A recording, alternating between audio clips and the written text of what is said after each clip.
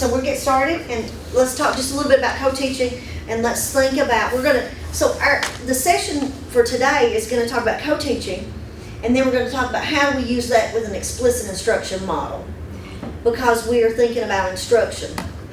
So we're gonna move through this, and we're just gonna talk about what co-teaching is, then we're gonna talk about how we use explicit instruction, and then how we're gonna combine those two in order to create rigorous lessons in both the resource room and in the co-teaching classroom. So we're really going to think about that in the context of both of those. And so regular ed teachers and special education teachers come together when we think about co-teaching, and the role of each of those educators is really, really important. So, the regular ed teachers are accommodating and modifying. They are looking at that critical content, and they're having collaborations with the special education teacher. So the benefit of that is you've got content experts and you have process experts that are working together, because the regular ed teachers are content specialists, special ed are learning process specialists. So that gives you an opportunity to have two very highly skilled educators working collaboratively. And so special ed teachers are experts on individualized education programs. They're specialists in how do we do specially designed instruction, how do we accommodate and modify, and then how do we... Data monitoring. Data monitoring, that's absolutely, they do progress data. So they're experts in there. So we generally we went back, and when we think about trends in special ed, sometimes we've seen a lot of co-teaching settings, and then we've seen a little more trend with resource, and then we've seen more back with co-teaching. But what we know is we make decisions on placement for students based on what individual needs are. So we're always going to have a continuum of placement of collaborative teaching in the general ed setting and in the resource room. We're always going to have that, because kids are so diverse and their needs are so diverse, we can't do away with either one. Because if we do, then we're not meeting that least restrictive environment for students with disabilities. So we have spent years in co-teaching training talking about the 6 modes of co-teaching, or what the best practices are. So we've taught that so long that we feel like that's just one of the things that we need to know, that there are 6 models, but what we really need to know, that are 3 of them that are highly effective and 3 that are not as effective. And so what we've shifted then is the emphasis on what's effective versus what's not effective, and how do we choose those. So what now we're doing with training on that is we're training the ones that we know that yield the greatest gains in co-teaching or in collaboration. And so those, we have 6. We have parallel teaching, we have station teaching, alternative teaching, team teaching, one teach, one observe, one teach, one assist. So when we look at the effect size of how well those are, one teach, one observe is the least effective, most commonly used. Really? Yeah. And then the one teach, one assist is the same. And so what we found out is that those have a place, like when you're talking about data collection. So you've taught a lesson, let's say you taught a lesson, and at the end of that lesson you're collecting some data. Well, one of the teachers could be collecting data for that one teach, one assist, while the other one is continuing with the lesson. Or let's say you did a formative assessment, a bell ringer. And so you are collecting data while the other one is leading a bell ringer, right? Those are considerations. But also, if you think about, if you have students with behavioral issues in your class, and kids are misbehaving, and you have to collect data on how many times they're off task, or how many times they're disrupted, that's when those situations are appropriate. Well, I think the variable with that, and I guess to identify the most effective based on the 2 teachers put in place, how malleable is your co-teacher coming in, because someone with very strong personalities, well, they may get along, or they may horizontally crash, and it may be a benefit to no one. So being able to fit the role, and especially when you go from teacher to teacher, and you've seen 5 different teaching strategies and classroom management and procedures, by the end of the day, you've had to adapt yourself to the needs of that other teacher and what's the best. And that's a hard hill to hold, of just to go in. Mhm. So I think, saying that and finding and identifying which method is the best is, each person's different. Absolutely. And the context of your classroom is different. Mm-hmm. I saw highly effective parallel teaching occur in classrooms when you got you divide the class in half, and the regular ed teacher's taking a group and the special ed teacher's taking a group. You're teaching the exact same content, but your delivery system is different. Mm-hmm. But I've seen that work highly effectively, and I've seen it to be a disaster because there's competing voice in the room sometimes if you try to divide the kids. So it's exactly what you're talking about. It's all the context of that classroom. It's the context of who the teachers are and their teaching style Sometimes and the their other person practices. is, like in the parallel, sometimes the other person's like more dynamic or whatever it may be. The kid, or if it's, I hate to say it, but if it's the lead teacher, then the kids think they have to listen to them, but they don't. Mm-hmm. And there's all kinds of crazy stuff. Right. Which one did that one superintendent when he came? Yeah. Which one did they? Yeah. Station teaching. Yeah, station teaching. And it really Yeah. is the biggest bang for your buck because you've got more kids who you're getting one-on-one on. You are. And so that's what I'd they love to did. see So that more. one of the, Mike LaFavors is superintendent, and he came to our cooperative to share information about what was effective, why they had performed so What well. school was that? Was that? He's in Boyle. Boyle County, yeah. yeah. And so he came here and he talked to us about what's the most effective. And so what they decided to do was exactly what we changed this model from is, let's don't take all 6 co-teaching approaches. Let's take the one that is the highest yield, that gets us the best gain, and let's go with that. And let's use what we know is best, and then we adapt. We have our co-teaching classrooms then. If that's what, if station teaching, and that's the one they selected, if station teaching is the most impactful, then let's think about who we partner together, let's think about who's collaborating together, and then let's think about the delivery, what that looks like. Because there's a role of the special ed teacher, and there's a specific role of the general ed teacher. But the idiosyncrasies to pay attention to there is the fact of having all the special education or lower performing kids allocated to the special ed teacher. It's fine, however, whenever you get into the, puberty age and they start taking the considerations of their peers into account, well, they don't want to be allocated to, they know that's the low performing group, so being able to alternate that and, Absolutely. Being very fluid with your groups, and we're going to talk about that too, because that's what we used to do. When I was in the classroom, we had, I taught across the hallway from a social studies teacher, and so her practice for co-teaching was to put all the special ed kids in the back of the room and had the aides sit with them. So every time you walked down the hall, all the same kids were sitting there together with the aide. And they were just sitting in the back of the room on the side. it's pretty easy to identify who is It was very special clear, populations. that's right, it was very, very clear who had the IEP and who needed that, who those students were identified with a disability versus the rest of the class. So it was very segregated in one classroom. And so that's what we know does not work, right? We know it Neil don't work. Archer, who I refer to often, says the point of having class or having school is learning, and more learning. She says it really emphatically like that. And so with that co-teaching model, the station teaching, bang for your buck, like Stephanie said, but it's also very important to realize that when you are doing things like when you're applying specially designed instruction to your kids and you're looking at what's going to be best for them, how they're best going to learn, the research says 6 to 8 small group, mixed ability. That's what the research says for the impact on learning. Okay, now it doesn't always work out, right? But you got to think about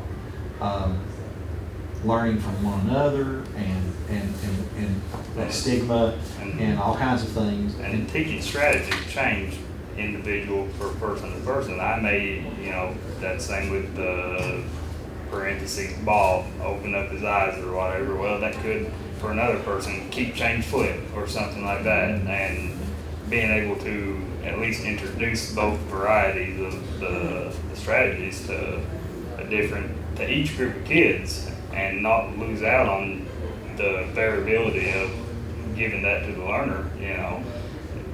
By equally, if you're gonna do station teaching, it has to be equal all the way around, because there'll be some things gained from one teacher that may be lost with the other. So allocating a time slot for the switch and then possibly a time slot at the end for a full coverage would be the top tier, most efficient way to make sure both is covered. Absolutely, absolutely. You gotta make sure kids go to all the content from all the stations. Yeah. And someone could have had coffee at 8 o'clock and someone couldn't have, and And that's someone's what ready to roll, you know. That's right, that's right. You're exactly right. I mean, that's what we have to think about when we think about grouping kids. So we're gonna talk a little bit about station teaching, and we're gonna do a practice in just a second. So station teaching is that you divide the content into some different parts. And so what the general recommendation is that you divide that in, and you have a teacher station, you have with a regular ed teacher, you have a teacher station with a special education teacher, and then you have an independent workstation. If you try more than those, sometimes it's generally not successful. But when you have those, you have 2 teacher-led groups, very intentional, and you selected content very intentionally to be able to deliver that, and then those teachers know exactly what they're going to do with those activities. Very explicit. They're very explicit. That's what comes with the explicit model. I use the buzzword. That's right, Gotcha. that's right. Now, if you're teaching the scientific method or you're teaching step-by-step process, you can't do stations, because you have to, if it's a sequential order, that's not appropriate necessarily for that kind of content. But for any other content, you know, station teaching is highly effective. And so that's what we're talking about. You're going to have homogeneous groups where you have that they have similar ability. You're also going to have heterogeneous groups when you have different ability. So what I'm going to ask you to do right now is to look at your card and to find a person that has a card that matches your color. All right? And we're just going to get up and walk around. And what I want you to do, so you got Denny Paul, I guess, and Hello, Stephanie, Denny me and Paul. you and Kim will meet together. Just stand up and walk over somewhere and meet that person and tell them what your favorite thing about being an educator is. All right? Make up the 8. I didn't mean to. Okay. So tell us, and so what we're going to share. Now, what we did was we quickly grouped people randomly, right? I randomly selected people to have conversation. So we're talking about, that's a different ability. We're not grouped by our particular ability. We're grouped because randomly to have this conversation. So Stephanie has an IEP, and I do not. Stephanie is still going to engage in conversation with us. So what I want you to do is tell your partners what your favorite part about being an educator is. What would you like to think? My favorite subject is you talk with people about it. Think with them. It's the little light bulbs. Yeah. It's the little light bulbs that go off. It's because it matters. Mm-hmm. It's because it matters. Because what you do every day matters. You know, I think about when we just let's talk about it.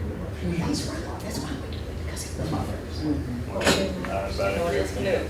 Then it's not about the education, It's it's not one of about those how things that we people can feel about you. They throw away. don't know about, they Is won't that camera remember on? you or Jesus. what, Pull my pants up and they won't remember what you taught 20 years down the road, but they'll know how they felt about you. And did they like the teacher, did they not? You know, and they'll remember that their dying day of, you know. Yeah. But no, children's best part, everything else sucks. You know, Yeah. paperwork sucks, you know. So everybody on Zoom, So I would say everybody you should have pants on. should, I would say great. And I think my personal philosophy. That's great. All right, y'all give me a thumbs up when you guys are ready. I just realized that disc is turned different a little bit. Yeah. It was Chastity's doing before we got here. Chastity had it, I'll move down, and then I decided we needed to go down so we can get in there. All Okay, right, yeah, now you're gonna have another task. You're gonna have a task and you have a dot. So you have a dot on your card. You have to, And so what color dot do you have on your card, Stephanie? I had blue. And I have red, and you have green. So, What we're color gonna they see. We're gonna hold up our card. Did you, Paul, do you have a blue dot? What's that? Do you have a blue dot? I have a blue dot. All right, so look at your dots now on your paper. All right. And look for the person that has a colored dot that you have. Kim has green. So you have green, right? All right, so you guys are gonna get together. What do you Okay. have? Denny Blue. Paul's And blue. Denny Paul has blue. All right, so what we're gonna do here is, now I quickly identified, let's say we give a different dot based on reading, independent reading level. Or I gave a different dot color because of the skill, right? We're working on a particular skill. So you may need an extra scaffold versus But you know this that these group. kids are gonna meet up, right? I know which ones are gonna happen because I've real quickly created my groups. But what happens is there's very fluid movement. So you got to talk to different ability groups. But when it's time for you to do your lesson, you guys are gonna be in a group together in just a minute, and you're gonna be in a station together. You guys will start and you'll work together as we move through a station. So the next thing I'm gonna ask you to do is just share with each other what your favorite thing to read is. Okay. You go first. What do you like to read? What's your favorite thing to read?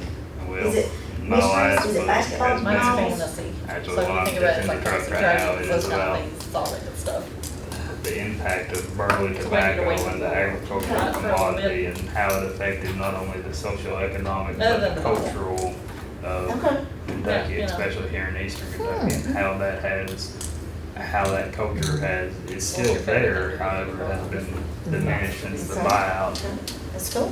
What's the name So of when you it? share that, Burley, then because that's what I'm gonna the ask you to do, variety of tobacco Make it that finish. was So primarily who wrote grown.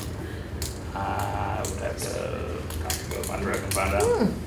So see, that's funny, so you like to read about the farming and sciencey stuff. I'm reading right now, and I think you would like this, and I'm actually listening to a podcast that is a similar topic at the time, but it's crazy how these two correlate. But anyway, it's called For Blood and Treasure, and it's about Daniel Boone, coming through the Cumberland Gap and everything that happened before, and basically gives you the history of Boone as he was, from the time he was born until, whenever, but it goes And through it the whole kind of gives process. you a rough estimate or at least visualization of the topography of the land before it was, highly. Your book is? Well, I'm saying yours. Yeah. That's the topography of the land before strip mining got real big and everything. That's a whole different, that's even driving to Breathitt today. I was noticing the staggered watersheds in which, they've been cut but they were cut with a purpose, but they'll be there for Yeah. the next however many millions of years. Oh yeah. And so but this book talks, and then it talks about basically his relationships. Right, that's what that was unique about his relationship and the British relationship with the American Indians.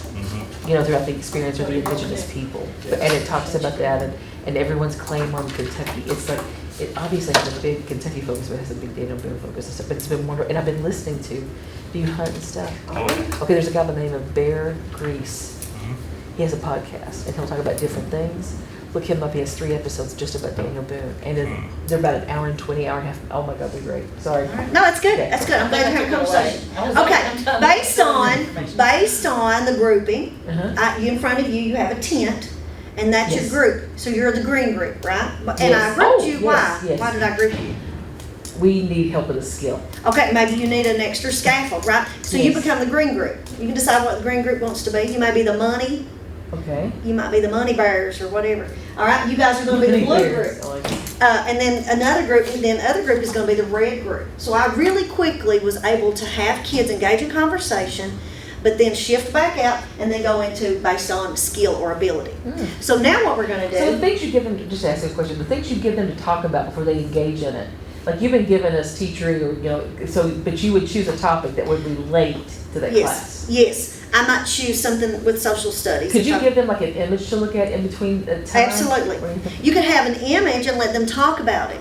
What that might do, because we want to get away from giving kids, always giving them ability level. We talk about how do we want to get kids having conversation with other kids Yeah.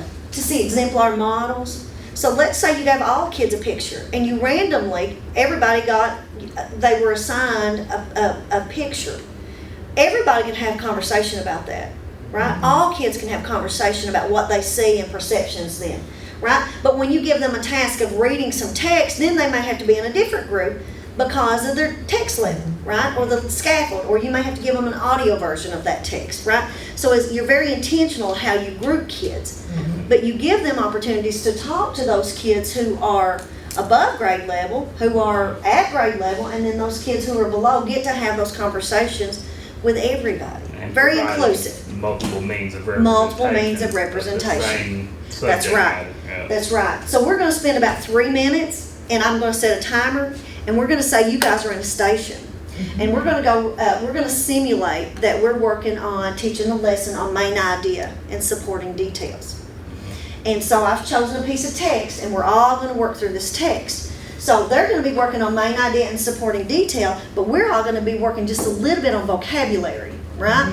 So I've chosen a piece of text. They're gonna be reading an article about the beach. You guys are gonna be reading an article about the beach also, but you're gonna have visual support.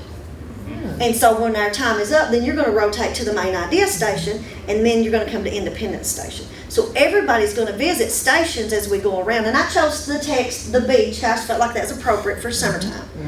So I'm gonna set a timer for about 3 minutes, and we're just gonna talk about how you would go through that station, and then we're gonna move. So we're just gonna kind of simulate what that's like to go through a station. And I think 3 minutes for us as adults will be fine since we got such a small group. But let's go ahead and work in our station. So these guys are tasked with that job there of finding main idea and supporting detail. Now we're going to work in this group, and we're going to read this article about going to the beach. Okay, so here's our article. So this could be a lower level to Lexile level if we need to be. But here's our story about the beach. So what we're going to do with that. So question, this lower Lexile would stay with the station the entire time? It could, but you would have different, if I'm working on vocabulary, or if I'm working on building the vocabulary context, I may have, I could have a couple different pieces of text, because when the other group comes through, they may need a little bit higher level text, so I can choose whichever text. Like, right here, do you just want like, sandcastle? Yeah, let's say That's a word. sandcastle. Yeah. So we're gonna look for, first Yeah. thing we're gonna do is we're gonna do a vocabulary activity. So we're gonna look for a word that you might not know. So let's take the word sandcastle. So let's take the word sandcastle, and on our paper, we're gonna draw our 4 squares, our square. The sand was one of her. We're gonna draw a square? We're gonna draw like a Freyer model, like this right here. So we're gonna look at, on the back of your sheet, or I'll give you an extra piece of paper. Since we have such a small group, I'll give you an extra one. So you'll have one article and one piece of paper. So in our small group, we're gonna work on that vocabulary word. So we're gonna use the Freyer model, right? So you said sandcastle might be a word that we would have trouble with. So we're gonna put that word in the middle. This is a teacher run station? Yes, this is a teacher run station. So it could be the regular ed teacher, or it could be a special ed teacher. It doesn't matter on this one. All right? And we're gonna write our word right in the middle, sandcastle. Okay. So we're gonna put right here, this is the definition. Okay. This is, Examples? as example. I think right This is, you can have a non-example. You can change this up a little bit. And then you might have a sentence that you write. Okay? So let's say, what is the definition of sandcastle? What do y'all think a sandcastle is? Well, maybe we need a picture of the sandcastle. Right? Maybe we need a picture of the sandcastle. So this is a sandcastle. So what do we think that's made of? What is a sandcastle? She loved being inside. She loved being Made of outside. sand. Made out of sand. So is it house. a fake house made out of sand? Okay, so that's a house made I out think of it is sand. because it Because goes, it I'm could- going back to the beach. Yeah. That. I think it's more that Those she are- loves those the are- beach. that's And what might be an example of that? Yeah. And So maybe I what need would to be draw our that details? example, Mm-hmm. right? Think about our Because details. maybe I'm One having is, trouble having a visual image of it. But what is the sandcastle gonna look like? The sand What do you think it that might look fell on like? her toes. Brown. She Okay, talks about so the you might draw a blue picture. white. It could be white, yeah, that's right, depending on which beach you're at. And So the let's draw a waves that's picture of soothing. what you Yeah. think a I sandcastle think it's is. more the beach. I think you're Yeah. right. And she talks about the seagulls flying. We're gonna give everybody a Seagulls, minute. We're seagulls. gonna give everybody one more Where do minute. you find seagulls? That's all at the beach. So that's the reason I think it's an implied beach. Beach. Clubs. Sun. You don't go to the Okay. beach usually if it's not somewhere. I do, I always do a winter one. Yeah. But that's me, I'm weird. Yeah. But I'm saying that could be a detail. Yeah. She loves summer, you've got the ocean stretched out in front. Ocean. Okay, now let's talk about what is a sandcastle is The waves not. are soothing. You got the other that, It's not a real seagull. Sun. Okay, so it's not It's real. not a real, yeah. fake. So, it's fake, okay. So, The piece if we with have us drawn a real castle, I might draw ocean a big breeze. mountain, right? Mm-hmm. And I might draw my big castle up in the mountain. So I might draw it up in there. So it's not a real castle, so it's not made out of rocks. May not even ever. Okay. So you could decide how you wanted to draw that. How would you know what's a non-example? Because it's equally important for kids to build vocabulary to know what it is and what it is not. So what might that be then? Just a house. It could be not, it's not just a house, or it's not a tent.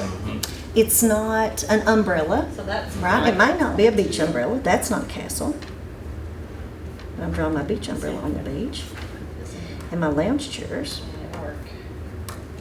So it's not beach chairs and a lounge umbrella. It's not that. And then how would I use that word sandcastle in a sentence? So I built a sandcastle on the beach. Okay. Are y'all finished? We are. All right, so let's say we worked on that. So you see at our station, so we may have visual supports, right? We may have done things to build the context of that, because what is it not? Not a river, right? The sandcastle is not rocks on the side of a river. It's built at the ocean, so it's not a river.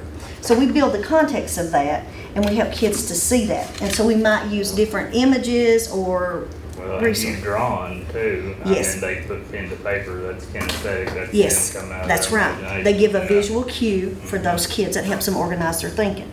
Okay, so let's say our station ended, and so you guys are gonna move to the next station over here with Mr. May. So you're gonna pick up you can take your map, and then you can move to station 2. And I'm gonna give you about 3 minutes on that one. And then Stephanie's not gonna move because her foot's hurting in here. Oh, no. That's right. You wanna move over here, Mr. May? And let's see what Mr. May has on his station. Yeah. I'll come this way. Mr. Rand, I did one. You all did good? Oh, yeah. Did y'all get a good grade? Look at that. All right. So, So Mr. May's gonna have you all. article on the beach. And so the task is to read the article and to try to determine what is the main idea. You don't have any pictures or any context clues. You do have some text feature there, but what the whole idea is to, after you read, determine what the main idea of the passage is, and then to provide 3 supporting details for what you claim to be the main idea.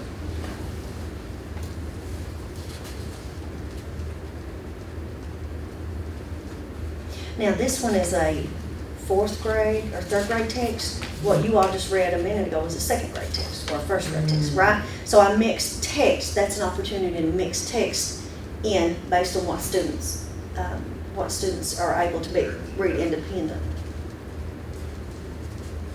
So let's say they wasn't able, the group that came from the 2nd grade, they Mm-hmm. had a hard time with this. How do you make an adaptation or? Okay, that's a good question. So Mr. May could read. I could read He it for could you, read it. or I could You have could it have taped. Yeah, you could have it taped. You could buddy read. Mhm. Okay, you could buddy read. Take turns back and And you forth. might have, depending on what skill. So if you guys came through and you weren't reading at grade level, and I wanted to give you access to that text, then I might give you an audio version of that. I also might read it out loud. But them having that first allows scaffolding of they Yes. at least solve each items and. Yes, know, and you're stuff building like that vocabulary. So then when they Also come here, act- they can at least Yes, see it. Yeah, yes. and- So you give a visual image of that. And that's accessing some prior knowledge and activating prior knowledge and seeing where you are.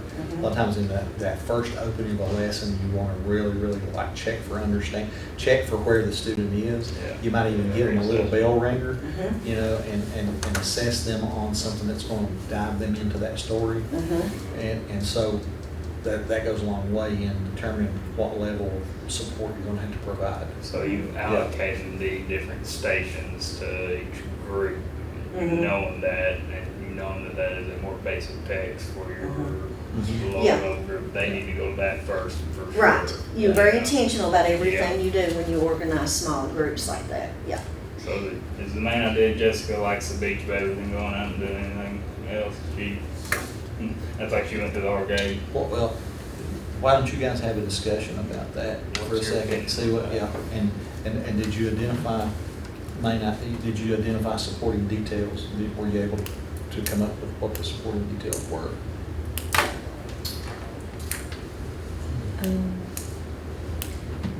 I felt kind of like the main idea, and I'm probably wrong, was just about, for this girl Jessica, there's a lot of options at the beach. I mean, you know, that she preferred the beach to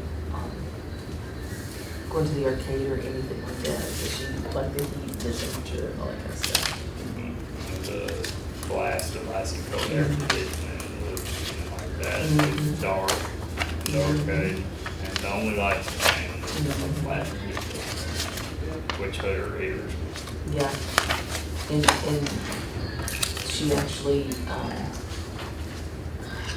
she, you know, the opens up, she talked about rubbing on the sunscreen, she felt the sun on her skin, the sun felt warm under her toes, she loved the summer, and it felt great to be outside, so it was more important for her during the summer, especially at the beach, to be outside than to be inside, inside somewhere.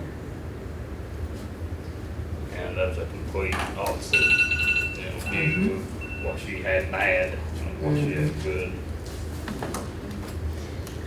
Alright, so we would say we concluded that we'll just kind of jump ahead. Yeah. So let's say you all worked at that station. Yeah. Okay, and then you'll be rotating again. So let's say now you've moved to Independence Station. So instead of making you guys get up again, we're gonna come back and do this right here.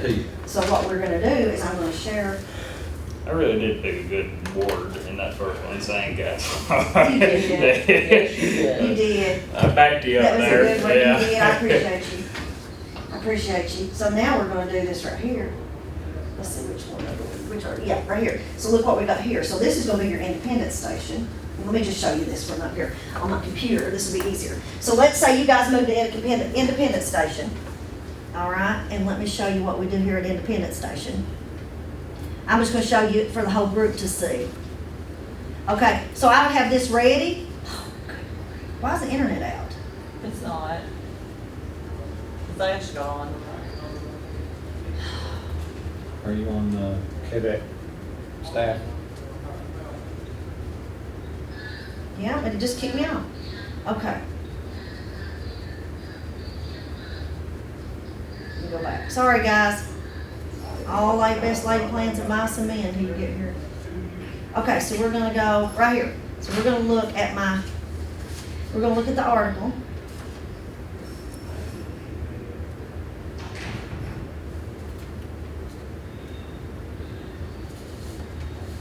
Kick me off, sorry about that. I would have a better job if I was doing this if I was, okay, so I have the story now. We talked about the beach, right? So you guys have moved then to an Independence Station.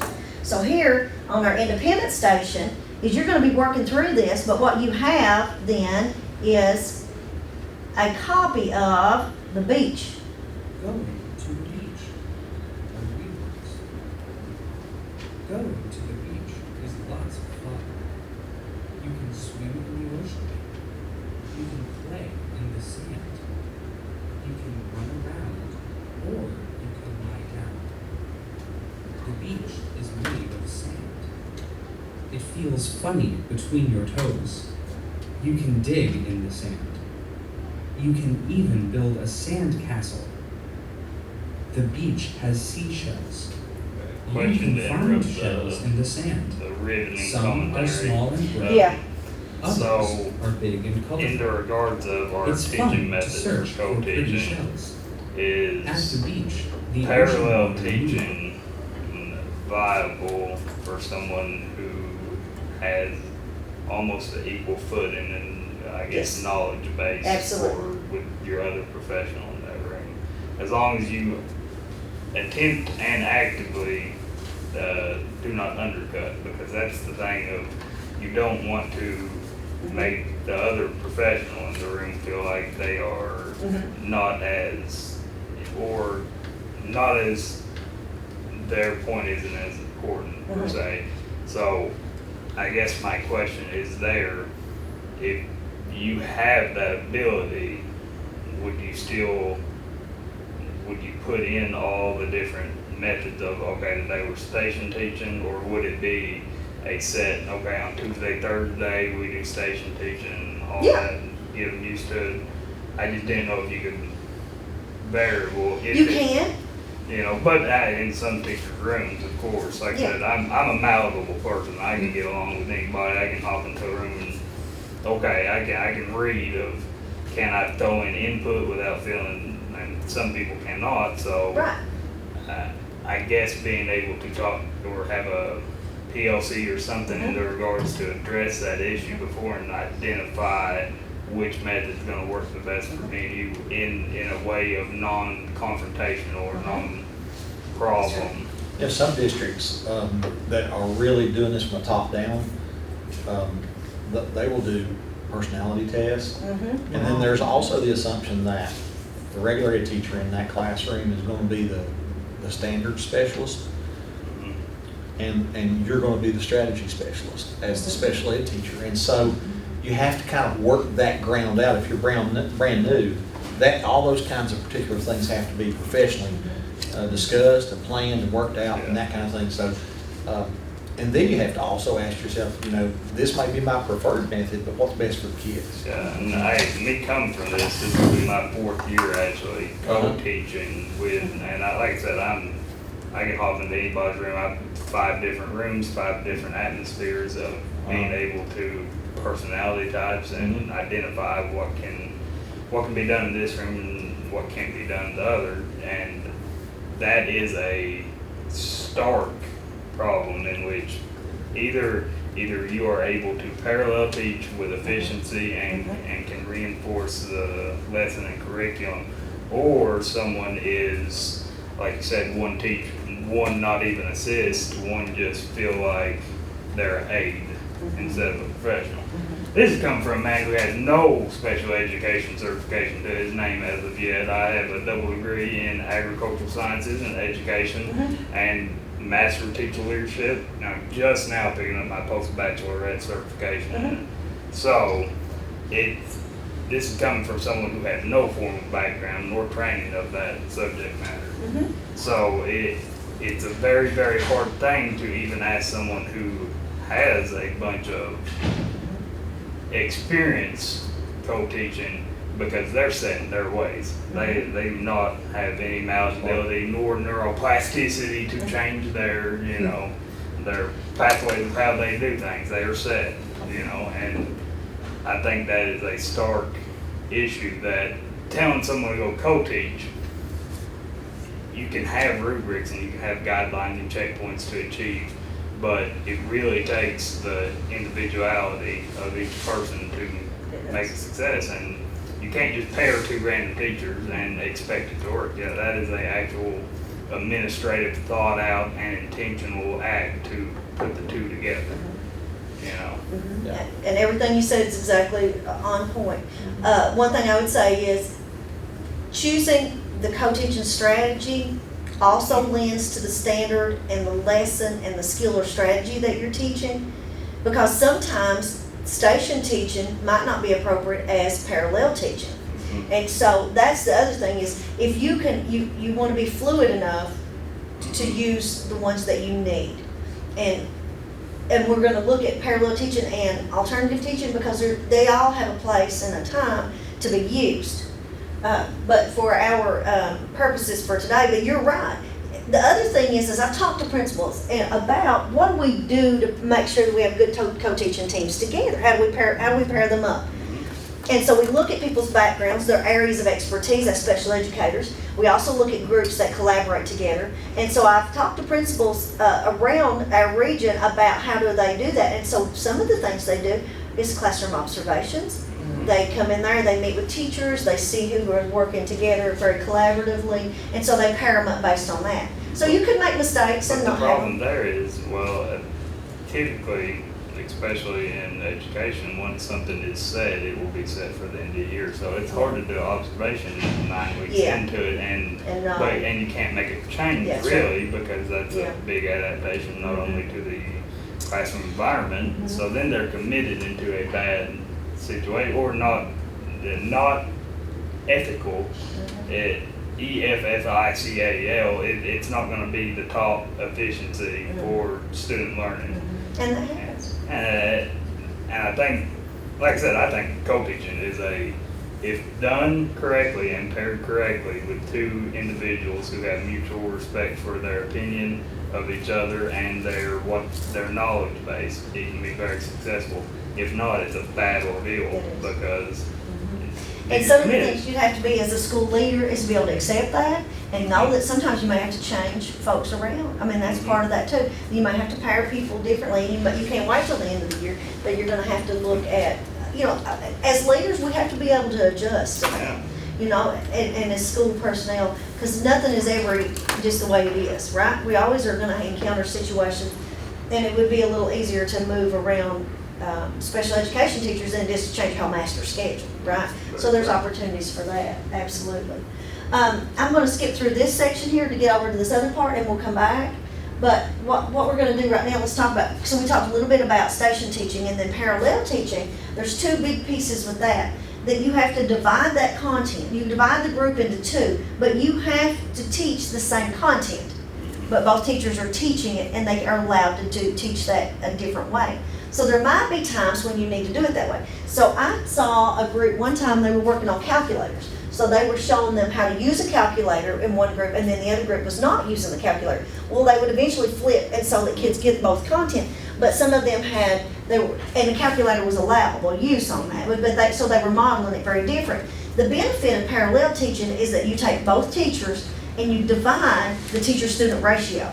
Right, that gives you a much smaller teacher-student ratio. If you've got a classroom of 22, each of you has got 11, right, if you divide those in half. But it has to be coordinated, it has to be planned, and it has to be able to work efficiently. And then the next one is alternative teaching. And alternative teaching is very good. You can use it in 3 different situations. You can teach it, you can use it to remediate. You can use it for pre-teaching, and you can use it for acceleration. So let's say you got a gifted group in there, right? And you pull either one, the special ed teacher or the regular ed teacher, pulls that group and works with that small group to accelerate them, to give them some guided instruction and then move them on. You may have had a lesson. So let's say Kim taught a lesson yesterday in social studies, and she realized that some of her kids really didn't get it. And so Kim says, okay, what's your name? Dylan. Dylan? Okay, so Dylan, I'd like for you to take the big group, you work on the bell ringer, I'm gonna pull this group back and I'm gonna reteach them this concept.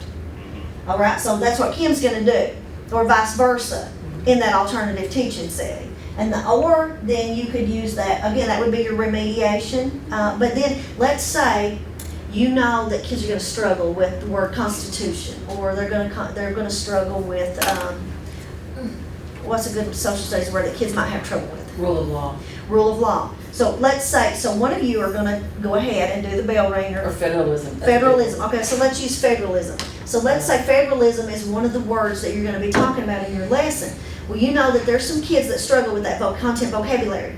You're gonna do a Freyer model, or you're gonna do some kind of vocabulary strategy with those kids before you start that lesson. And you can use that alternative teaching model, right? Just pull a few kids over. It's not always IEP kids. No. But it's going to be kids that you know are going to have a little trouble with vocabulary.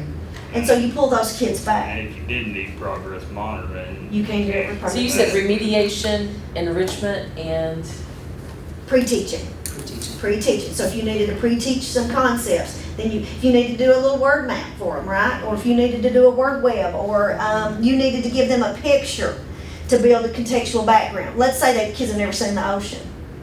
Right, and you know that you're getting ready to do this, you're going to read these stories on ocean, but kids have no idea what the ocean looks like. And you want to share some pictures with them. You may have a bag of sand you want them to feel. You may have, some ideas that you want to share with those kids to build that background. So that's when you pre-teach. So you pull kids. So you use that co-teaching setting for pre-teaching.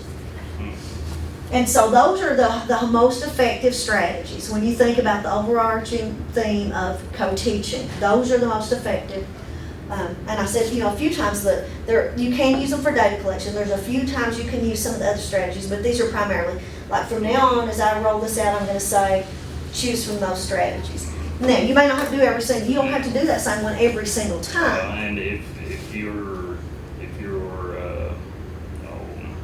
vocabulary, if you are able to use the verbiage whenever you write the goals to use in such a way of almost like a politician, you can go monitor based on if you use not grade level math per se, but when doing mathematical calculations within the classroom, or when given mathematical calculations of 10, that's when you can, but that also encompasses whatever you're doing in the classroom that day.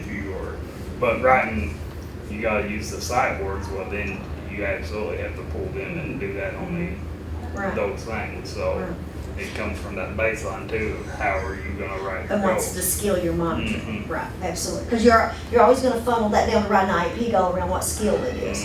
But so if it's reading comprehension, you're gonna funnel that down to what is that skill? Is it being able to do main idea or central theme, or is it being able to inference, right? So there's multiple ways to measure inferencing, or if a kid can infer.